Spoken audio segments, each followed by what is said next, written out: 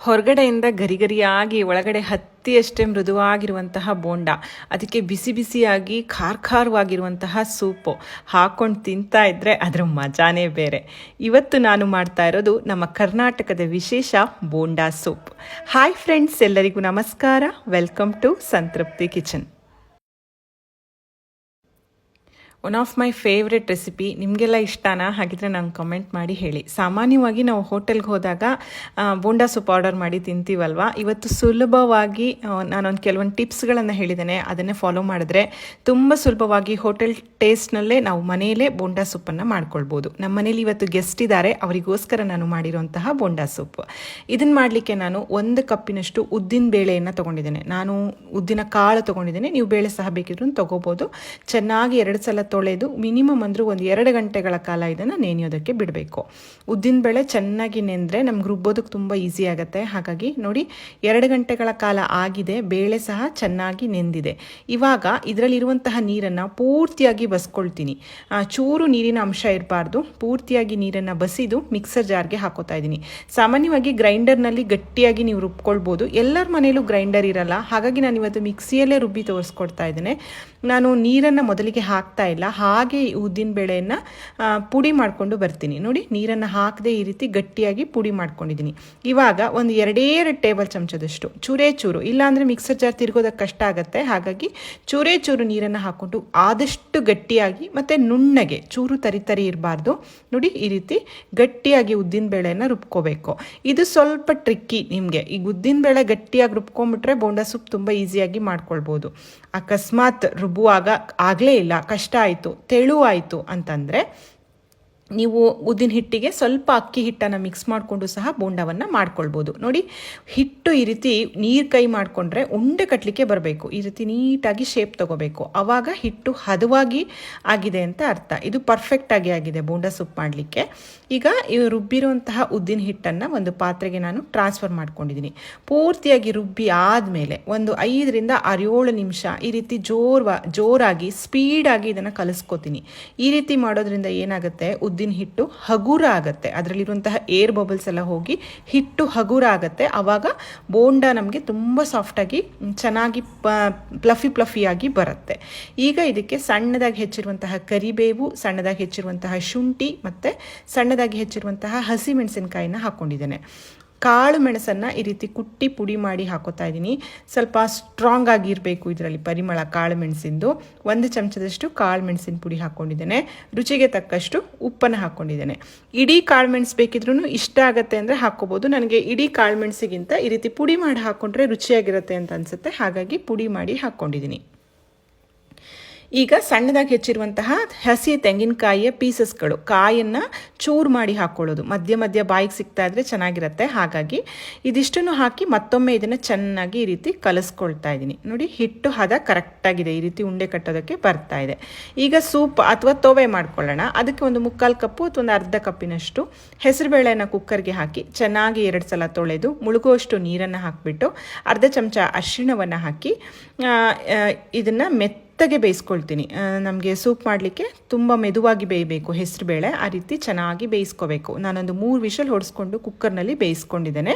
ನೋಡಿ, ಮೆದುವಾಗಿ ಹೆಸರುಬೇಳೆ ಬೆಂದಿದೆ. ಈಗ ಒಂದು ದಪ್ಪ ತಳದ ಪಾತ್ರೆಯನ್ನು ಒಲೆ ಮೇಲೆ ಇಟ್ಟು ಅದಕ್ಕೆ ತುಪ್ಪದ ಬದಲಾಗಿ ಎಣ್ಣೆ ಹಾಕ್ಬೋದು, ಆದರೆ ತುಪ್ಪ ಹಾಕಿದರೆ ಚೆನ್ನಾಗಿರುತ್ತೆ. 1 ಚಮಚದಷ್ಟು ತುಪ್ಪವನ್ನು ಹಾಕಿದ್ದೇನೆ. ತುಪ್ಪ ಬಿಸಿ ಆದಮೇಲೆ ಒಂದು ಅರ್ಧ ಚಮಚದಷ್ಟು ಸಾಸಿವೆ ಹಾಕ್ಕೊಳ್ಳೋಣ. ಮಾಮೂಲಿ ನಾವು ಹೆಸರುಬೇಳೆ ತೊವೆ ಎಲ್ಲ ಮಾಡ್ತೀವಲ್ಲ ಅದೇ ರೀತಿ, ಆದರೆ ಇದು ಸ್ವಲ್ಪ ಸ್ಟ್ರಾಂಗ್ ಆಗಿರಬೇಕು, ಅಂದರೆ ಗರಂ ಆಗಿರಬೇಕು. ಬೋಂಡಾ ಒಟ್ಟಿಗೆ ನಾವು ಸರ್ವ್ ಮಾಡೋದ್ರಿಂದ ಸ್ವಲ್ಪ ಖಾರವಾಗಿದ್ದರೆ ಚೆನ್ನಾಗಿರುತ್ತೆ. ಸಾಸಿವೆ ನಂತರ ಒಂದು ಅರ್ಧ ಚಮಚ ಜೀರಿಗೆಯನ್ನು ಹಾಕೋತಾ ಇದ್ದೀನಿ. ನಂತರ ಇದಕ್ಕೂ ಸಹ ಒಂದು ಅರ್ಧ ಚಮಚದಷ್ಟು ಕುಟ್ಟಿ ಪುಡಿ ಮಾಡಿರುವಂತಹ ಕಾಳು ಮೆಣಸಿನ ಪುಡಿ, ಇದನ್ನು ಹಾಕಿ ಒಳ್ಳೆ ಪರಿಮಳ ಇರುವಂತಹ ಇಂಗು. ಕೆಲವೊಂದು ಹೋಟೆಲ್ಗಳಲ್ಲಿ ಬೆಳ್ಳುಳ್ಳಿ ಹಾಕಿರ್ತಾರೆ ಒಗ್ಗರಣೆಗೆ, ಇಷ್ಟ ಆಗುತ್ತೆ ಅಂತಂದರೆ ನೀವು ಈ ತೊವೆಯ ಒಗ್ಗರಣೆಗೆ ಬೆಳ್ಳುಳ್ಳಿಯನ್ನು ಹಾಕ್ಕೋಬೋದು. ಇಂಗನ್ನು ಹಾಕಿ ಸಣ್ಣದಾಗಿ ಹೆಚ್ಚಿರುವಂತಹ ಹಸಿಮೆಣಸಿನಕಾಯಿ ಮತ್ತು ತುರಿದಿರುವಂತಹ ಶುಂಠಿ ಇದಿಷ್ಟನ್ನು ಹಾಕಿ ಒಗ್ಗರಣೆಯಲ್ಲಿ ಆ ಕಾಳು ಮೆಣಸಿನ ಘಾಟು ಸ್ವಲ್ಪ ಹೋಗಬೇಕು, ಅಲ್ಲಿ ತನಕ ಇದನ್ನು ಹುರ್ಕೊಳ್ಳಿ. ಈಗ ಇದಕ್ಕೆ ಹೆಚ್ಚಿರುವಂತಹ 2 ಟೊಮ್ಯಾಟೊವನ್ನು ಹಾಕಿ, ಟೊಮ್ಯಾಟೊ ಹೋಳುಗಳು ಸಹ ಇದರಲ್ಲಿ ಮೆತ್ತಗಾಗಬೇಕು. ಅಲ್ಲಿ ತನಕ ಟೊಮ್ಯಾಟೊ ಹೋಳುಗಳನ್ನು ಮುಚ್ಚಿ ಹೋಳುಗಳು ಬೇಯೋ ತನಕ ಬೇಯಿಸ್ಕೋಬೇಕಾಗತ್ತೆ. ಒಂದು ಅರ್ಧ ಚಮಚದಷ್ಟು ಅರಿಶಿಣವನ್ನು ಹಾಕೋತಾ ಇದ್ದೀನಿ. ನಾನಿಲ್ಲಿ ಆಗಲೇ ಹೇಳಿದಾಗೆ ಈರುಳ್ಳಿ ಬೆಳ್ಳುಳ್ಳಿಯ ಉಪಯೋಗವನ್ನು ಮಾಡಿಲ್ಲ ತೊವೆಗೆ. ನೀವು ಬೇಕಿದ್ದರೆ ಒಗ್ಗರಣೆಗೆ ಕೆಲವರು ಈರುಳ್ಳಿಯನ್ನು ಹಾಕೋಬೋದು ಇಷ್ಟ ಆಗತ್ತೆ ಅಂತಂದರೆ. ನೋಡಿ, ಟೊಮ್ಯಾಟೊ ಹೋಳು ಮೆದುವಾಗಿ ಬೆಂದ ಮೇಲೆ ನಾವು ಬೇಯಿಸ್ಕೊಂಡಿರುವಂತಹ ಹೆಸರು ಬೇಳೆಯನ್ನು ಹಾಕ್ಕೊಳ್ಳೋಣ. ಇದು ನಾವು ಮಾಮೂಲಿ ತೊವೆ ಎಲ್ಲ ಮಾಡಿದ ಹದದಲ್ಲಿ ಇರಬಾರ್ದು, ಸ್ವಲ್ಪ ತೆಳುವಾಗಿ ಇರಬೇಕು, ಸೂಪ್ ಥರ ಇರಬೇಕು. ಹಾಗಾಗಿ ಮತ್ತೆ 1 ಕಪ್ಪಿನಷ್ಟು ನೀರನ್ನು ಸೇರಿಸ್ಕೊಂಡು ಇದನ್ನು ತೆಳು ಮಾಡ್ಕೋತಾ ಇದ್ದೀನಿ. ಹೆಸರು ಬೇಳೆ ಆಗಿರೋದ್ರಿಂದ ಕುದ್ದಾಗೂ ಅದು ಗಟ್ಟಿಯಾಗ್ತಾ ಹೋಗುತ್ತೆ. ಹಾಗಾಗಿ ಹದವನ್ನು ನೋಡ್ಕೊಳ್ಳಿ. ನೀವು ಬೋಂಡಾದ ಮೇಲೆ ಹಾಕಲಿಕ್ಕೆ ನೀರಾಗಿರಬೇಕು, ಹಾಗಾಗಿ ಸ್ವಲ್ಪ ನೀರು ಮಾಡ್ಕೊಳ್ಳಿ. ನಂತರ ರುಚಿಗೆ ತಕ್ಕಷ್ಟು ಉಪ್ಪನ್ನು ಸೇರಿಸ್ಕೊಂಡು ಇದನ್ನು ಕುದಿಯೋದಕ್ಕೆ ಬಿಡ್ತೀನಿ. ಚೆನ್ನಾಗಿ ಕುದಿಬೇಕು. ನಾವು ಹಾಕಿರೋಂತಹ ಕಾಳು ಮೆಣಸು, ಇಂಗು ಅದರದ್ದೆಲ್ಲ ಪರಿಮಳ ಬರಬೇಕಲ್ಲ, ಅಲ್ಲಿ ತನಕ ಚೆನ್ನಾಗಿ ಕುದಿಸ್ಕೊಳ್ಳಿ. ನೋಡಿ, ಈ ಹದದಲ್ಲಿ ಇರಲಿ. ಇದು ಇವಾಗ ತುಂಬ ತೆಳು ಅಂತ ಅನಿಸಿದ್ರು ಕುದ್ದು ಮೇಲೆ ಇನ್ನೂ ಸ್ವಲ್ಪ ಗಟ್ಟಿಯಾಗತ್ತೆ.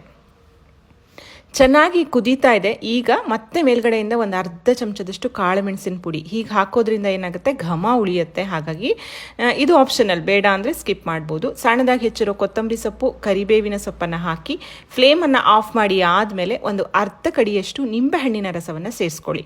ಟೊಮೆಟೊವನ್ನು ಹಾಕಿದ್ರೂ ಸಹ ನಿಂಬೆಹಣ್ಣನ್ನು ಹಾಕಬೇಕಾಗತ್ತೆ. ಹುಳಿ ಸಾಕಾಗೋದಿಲ್ಲ, ಮತ್ತು ಆ ನಿಂಬೆಹಣ್ಣಿನ ಪರಿಮಳ ಚೆನ್ನಾಗಿರುತ್ತೆ ಕಡೆಯಲ್ಲಿ ಹಾಕೋದ್ರಿಂದ. ಹಾಗಾಗಿ ರಸವನ್ನು ಹಾಕಿ ಚೆನ್ನಾಗಿ ಮಿಕ್ಸ್ ಮಾಡಿ. ಇವಾಗ ನಮಗೆ ಬೋಂಡ ಮೇಲೆ ಹಾಕಲಿಕ್ಕೆ ಸೂಪ್ ಅಥವಾ ತೊವೆ ತಯಾರಾಗಿದೆ. ಬನ್ನಿ, ಇನ್ಯಾಕೆ ತಡ, ಬೋಂಡ ಮಾಡ್ಕೊಳ್ಳೋಣ. ಪ್ರತಿಯೊಂದು ಬೋಂಡಗಳನ್ನು ಮಾಡುವಾಗ ನಾನು ಹೇಳಿರೋ ಟಿಪ್ಪನ್ನು ಫಾಲೋ ಮಾಡಿ. ಕೈಯನ್ನು ಈ ರೀತಿ ತಣ್ಣೀರಿನಲ್ಲಿ ಅದ್ದಿ ಒದ್ದೆ ಮಾಡಿಕೊಂಡು ಹಿಟ್ಟನ್ನು ಒಂದು ಸೈಡಿಂದ ಈ ರೀತಿ ತಗೊಂಡು ಉಂಡೆ ಕಟ್ಕೊಳ್ಳೋದು. ನಮ್ಮ ಕೈ ಒದ್ದೆ ಇರುತ್ತಲ್ಲ, ಹಾಗಾಗಿ ಹಿಟ್ಟು ಸಹ ಕೈಗೆ ಒಂದು ಚೂರು ಅಂಟ್ಕೋತಾ ಇಲ್ಲ. ನೋಡಿ, ಪರ್ಫೆಕ್ಟಾಗಿರೋ ರೌಂಡಾಗಿ ಗುಂಡಾಗಿರೋಂತಹ ಶೇಪ್ ಬರುತ್ತೆ. ಹಾಗಾಗಿ ನಾನು ಆಗಲೇ ಹಿಡಿದಾಗೆ ತೆಳುವಾದರೆ ಸ್ವಲ್ಪ ಅಕ್ಕಿ ಹಿಟ್ಟನ್ನು ಮಿಕ್ಸ್ ಮಾಡ್ಕೋಬೋದು.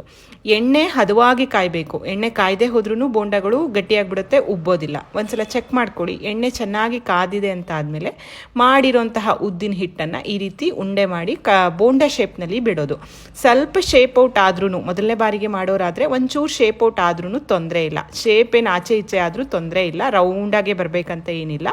ಉದ್ದಿನ ಒಡೆಗೆನಾದರೆ ಮಧ್ಯದಲ್ಲಿ ಹೋಲ್ ಮಾಡ್ತೀವಲ್ವ, ಇದಕ್ಕೆ ಬೋಂಡ ಥರ ಹಾಕೋದು. ಮತ್ತು ಇದು ಸ್ವಲ್ಪ ಬೇಯಲಿಕ್ಕೆ ಟೈಮ್ ತೊಗೊಳತ್ತೆ. ಯಾಕೆಂದರೆ ಉದ್ದಿನ ಒಡೆಗೆ ಮಧ್ಯದಲ್ಲಿ ಹೋಲ್ ಇರುತ್ತೆ, ಅದು ಬೇಗ ಬೇಯುತ್ತೆ. ಇದು ರೌಂಡ್ ಆಗಿರೋದ್ರಿಂದ ಸ್ವಲ್ಪ ಬೇಯಲಿಕ್ಕೆ ಟೈಮ್ ಬೇಕಾಗತ್ತೆ. ಮಂದ ಉರಿಯಲ್ಲಿ, ಮೀಡಿಯಂ ಫ್ಲೇಮ್ನಲ್ಲಿ, ತುಂಬ ಲೋ ಫ್ಲೇಮ್ನಲ್ಲೂ ಬೇಯಿಸ್ಕೊಳ್ಬಾರ್ದು, ಆವಾಗ ಬೋಂಡ ಗಟ್ಟಿಯಾಗತ್ತೆ. ಈ ರೀತಿ ಹೊಂಬಣ್ಣ ಬಂದು ಆ ಸ್ವರ ಎಲ್ಲ ನಿಂತ ಮೇಲೆ ಎಣ್ಣೆಯಿಂದ ತೆಕ್ಕೊಳ್ಳಿ. ನೋಡಿ, ನೋಡಲಿಕ್ಕೆ ಬಣ್ಣ ಸಹ ಎಷ್ಟು ಅದ್ಭುತವಾಗಿ ಬಂದಿದೆ. ಮೇಲ್ಗಡೆ ಲೇಯರ್ ತುಂಬ ಗರಿಗರಿಯಾಗಿ ಬಂದಿದೆ. ಮಾಡಿರೋಂತಹ ಎಲ್ಲ ಹಿಟ್ಟನ್ನು ನಾನು ಈ ರೀತಿ ಬೋಂಡ ಮಾಡ್ಕೋತಾ ಇದ್ದೀನಿ. ಬಿಸಿ ಬಿಸಿಯಾಗಿರುವಂತಹ ಬೋಂಡ ತಯಾರಾಗೇ ಹೋಯಿತು. ಇದನ್ನು ಎಣ್ಣೆಯಿಂದ ತೆಕ್ಕೊಳ್ಳೋಣ. ಚೂರು ಸಹ ಎಣ್ಣೆ ಕುಡ್ದಿಲ್ಲ. ನೀವು ನೋಡಿದ್ರೆ ಗೊತ್ತಾಗ್ತಾ ಇದೆ ಅಂದ್ಕೋತೀನಿ. ನಾನು ಸೋಡಾ ಆಗಲಿ ಅಕ್ಕಿ ಹಿಟ್ಟಾಗಲಿ ಯಾವುದು ಹಾಕಿಲ್ಲ. ತುಂಬ ಸಾಫ್ಟಾಗಿ ಬಂದಿದೆ. ಒಂದು ಬೋಂಡವನ್ನು ಬೇಕಿದ್ರೆ ನಾನು ಇಲ್ಲಿ ಓಪನ್ ಮಾಡಿ ತೋರಿಸ್ತಾ ಇದ್ದೀನಿ. ನೋಡಿ, ಮೇಲ್ಗಡೆ ಲೇಯರ್ ಎಷ್ಟು ಗರಿಗರಿಯಾಗಿ ಬಂದಿದೆ, ಒಳಗಡೆ ತುಂಬಾ ಸಾಫ್ಟಾಗಿ ಬಂದಿದೆ. ಈ ಕಡೆ ನಮಗೆ ಸೂಪ್ ಅಥವಾ ತೊವೆ ಸಹ ತಯಾರಾಗಿದೆ. ಬೋಂಡಾನು ತಯಾರಾಗಿದೆ, ಸೂಪು ತಯಾರಾಗಿದೆ. ಮತ್ತಿನ್ಯಾಕೆ ತಡ, ನಾವು ಸರ್ವ್ ಮಾಡ್ಕೊಂಬಿಡೋಣ. ಸರ್ವ್ ಮಾಡುವಾಗ ಯಾವಾಗಲೂ ನಾವು ಮಾಡಿರೋಂತಹ ಸೂಪ್ ಅಥವಾ ತೊವೆ ಏನಿದೆ ಅದು ಬಿಸಿ ಬಿಸಿಯಾಗಿರಬೇಕು. ಬಿಸಿ ಬಿಸಿಯಾಗಿದ್ದರೆ ನಮಗೆ ಆ ಬೋಂಡ ಮೇಲೆ ಹಾಕಿದಾಗ ಅದು ಹಿಡ್ಕೊಳ್ಳುತ್ತೆ. ಹಾಗಾಗಿ 1, 2 ಅಥವಾ 3 ನಿಮ್ಗೆ ಎಷ್ಟು ಬೇಕೋ ಅಷ್ಟು ಬೋಂಡನ ಹಾಕ್ಕೊಂಡು ಮೇಲ್ಗಡೆಯಿಂದ ಬಿಸಿ ಬಿಸಿಯಾಗಿರುವಂತಹ ಸೂಪ್ ಅಥವಾ ತೊವೆಯನ್ನು ಹಾಕ್ಕೊಂಡು ಮೇಲ್ಗಡೆ ಸಣ್ಣದಾಗಿ ಹೆಚ್ಚಿರುವಂತಹ ಈರುಳ್ಳಿಯನ್ನು ಹಾಕ್ಕೊಂಡು ತಿನ್ನೋಕ್ಕೆ ನಮಗೆ ಇಷ್ಟ ಆಗುತ್ತೆ. ನಾನು ಹಾಗಾಗಿ ಸಣ್ಣದಾಗಿ ಹೆಚ್ಚಿರುವಂತಹ ಈರುಳ್ಳಿಯನ್ನು ಮೇಲ್ಗಡೆಯಿಂದ ಹಾಕಿದ್ದೇನೆ. ಅದು ಸಹ ಕಂಪ್ಲೀಟ್ಲಿ ಆಪ್ಷನಲ್, ಬೇಡ ಅಂದರೆ ಸ್ಕಿಪ್ ಮಾಡ್ಬೋದು. ಈರುಳ್ಳಿ ಹಾಕೋಬೋದು, ಇಲ್ಲ ನಿಮ್ಮ ಹತ್ರ ಖಾರ ಸೇವಿದ್ರೆ ಅದನ್ನು ಸಹ ಹಾಕೋಬೋದು, ಚೆನ್ನಾಗಾಗತ್ತೆ.